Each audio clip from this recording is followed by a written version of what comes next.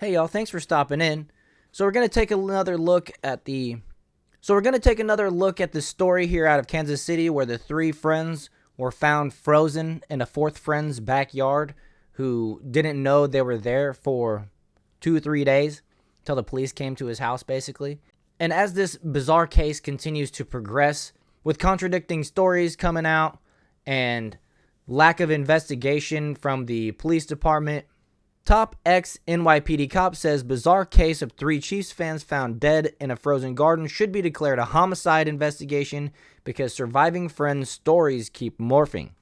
So on January 9th, the bodies of David Harrington, Ricky Johnson, and Clayton McGinney were found dead in Jordan Willis's backyard following a football watch party 2 days earlier.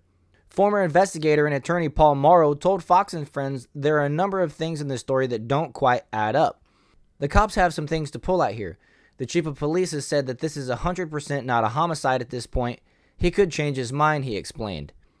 That doesn't mean there isn't something they're looking at. And I mean, hopefully they are looking at something. It's super odd that three grown men would all freeze to death in a scenario where they weren't locked in the backyard. You could jump over a fence. You could yell for help to a neighbor. You could open the gate and walk around the house to the front yard, get in your car that was parked on the street and drive away. Let's continue.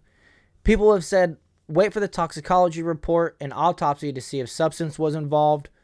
But they do have some other avenues. They have Mr. Willis, who was alive, and they have a fifth person who was alive. That's a quote, but they're both alive, right? The fifth person and the tenant of the house, Mr. Willis. Adding, you then have their electronics, and they're already asking for the passwords. The story has been morphing, Morrow concluded.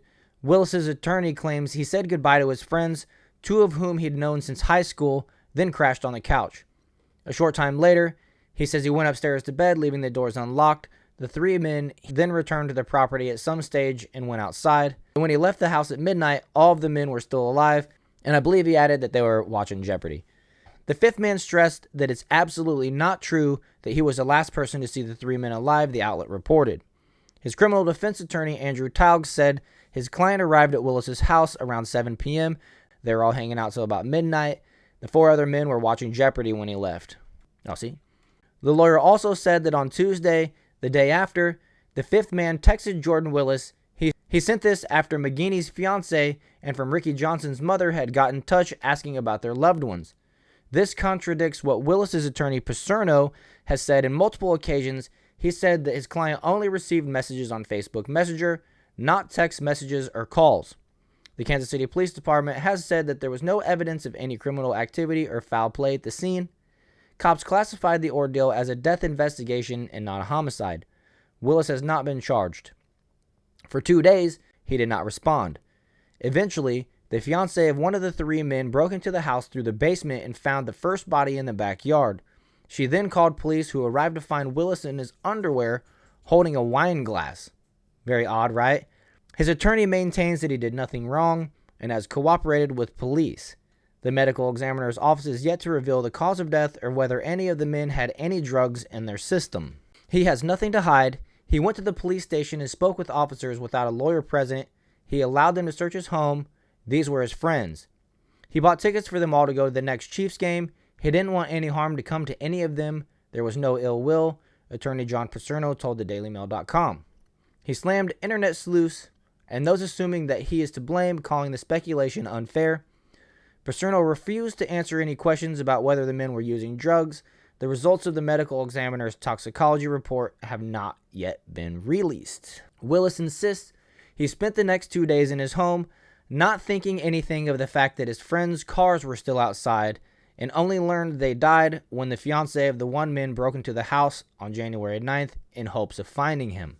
He's claiming that he stayed in his room, sleeping with a loud fan and headphones on, and that's why he didn't respond to any of the people coming to his house prior to this woman who came and actually broke in. This whole situation really stinks, and hopefully we get to some type of rational conclusion in the end. We are still, like everybody else, waiting for that toxicology report and the autopsy. It doesn't really explain how the three men were outside for that long. It doesn't really explain a whole lot, even if it does come back that an overdose was the cause. It was pretty much negative temperatures that day, and nobody would be going outside for any prolonged amount of time for anything. And right now, we just don't know. Everybody's just left to speculate. And with that, I'm going to go ahead and wrap it up. Hope you enjoyed this one. Hit that like button, subscribe to the channel, and I'll see you guys in the next one.